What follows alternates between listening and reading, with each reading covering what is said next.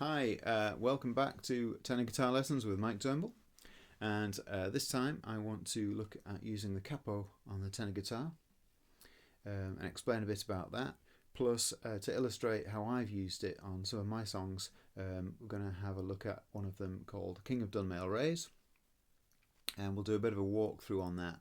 And it's only 3 chords, so it's dead easy.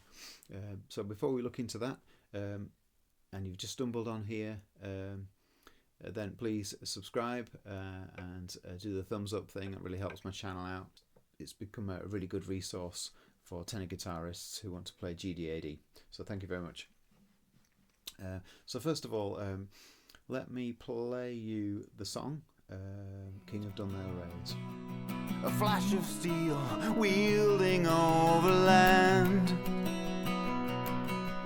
battle dress and decisions by the hand. Glory to the warriors of age who wait, who wait, who wait, who wait. Glory to the ones we see today. And they wait for the King of Dunmail Raise. Okay, so now you've heard it, and you've heard how kind of mystical it sounds and how complicated it kind of sounds, perhaps. Well, I can tell you it's not. It's just 3 chords. And but before we get into that, let's look at the capo. So capo, for anyone who doesn't know, and I'm sure a lot of people do, so I'll skip over this really quickly, but please comment if you want more in depth about this. Capo raises the pitch of the string by whatever fret you put it on. So we're in GDAD string wise tuning, so because I've got this on here on the 2nd fret, we're actually now A, E, B, E on the strings.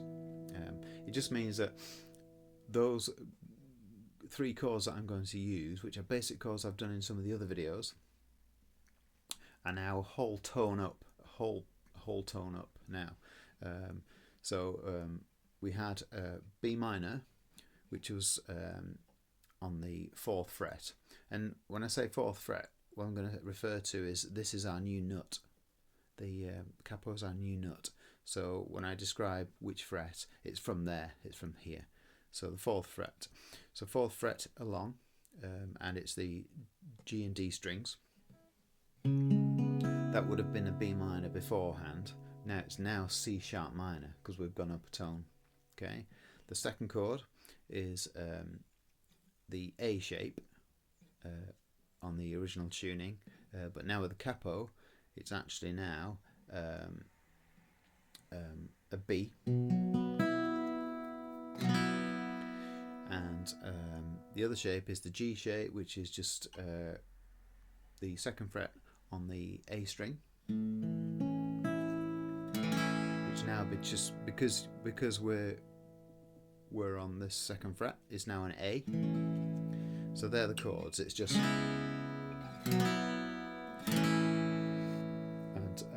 I'm going to explain how I approach the song and how I use the same 3 chords to create the dynamics, and it's by picking them.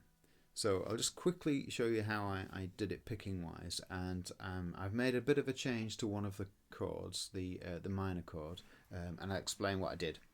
So it goes like this.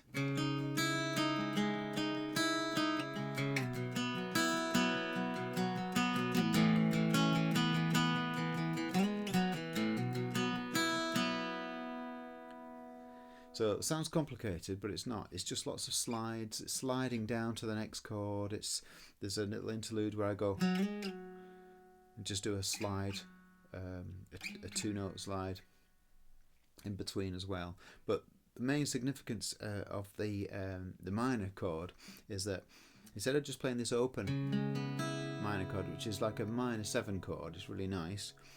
The other way of playing a minor is to put your little finger on the 5th fret along on the A string,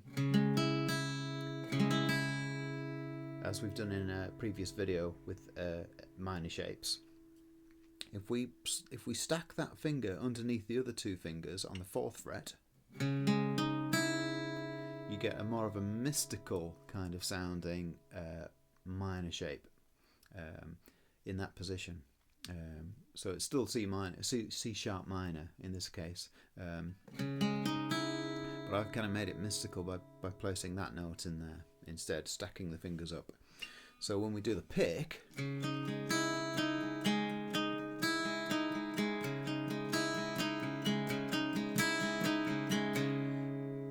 that chord sounds mystical, and all I did is I slid back down to the A shape, which is now B.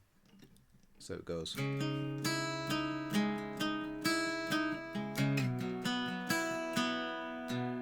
And then to the G shape, which is now A.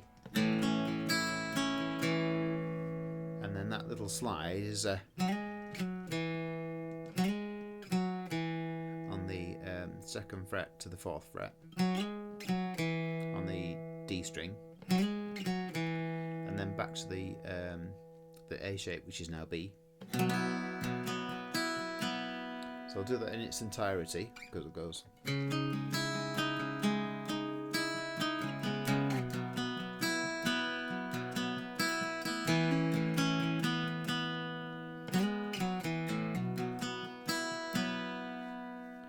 So it kind of sounds kind of complicated, but it's really not. It's just 3 chords just picked quite simply, and I just pick in my way. So I'm not going to go into the explanations of you know, up down that kind of thing. If you just feel your way with it, I think you'll be fine. So in the verses, I pick through, but then when it comes to the chorus, which is the exact same 3 chords, the whole thing lifts by the fact that I strum it out. So as an example, it goes like this.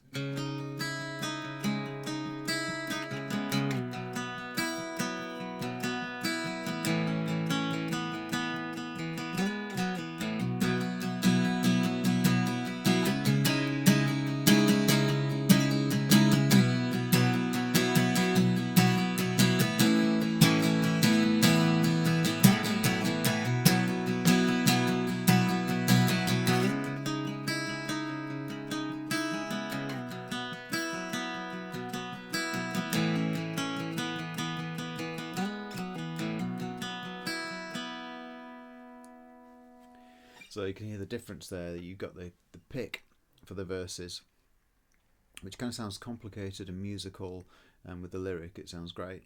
And then you get this lift with the strum, and it just feels different, but you've got the same 3 chords going on.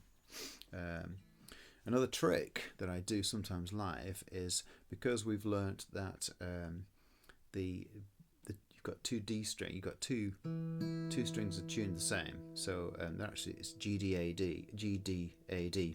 So you've got 2 Ds. So whatever you play on these 2 strings are the same all the way up.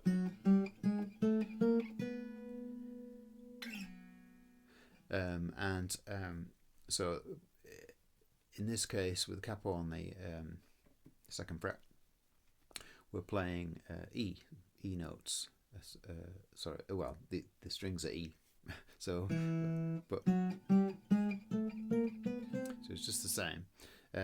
So when we do the little 2-note slide at the end of the phrase, I sometimes do both fingers.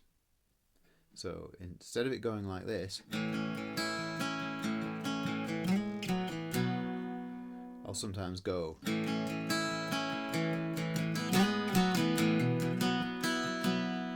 So you get that, which is really nice, nice dynamic. I didn't do it in the recording, but live I do it. So that's basically it. So I hope that kind of gives you a bit of inspiration to use the Capo, experiment in different positions, and play all those chords that we've learnt in the other lessons to do something really good. So again, thanks for watching, and do subscribe and do the thumbs up, and we'll see you again. Cheers, bye.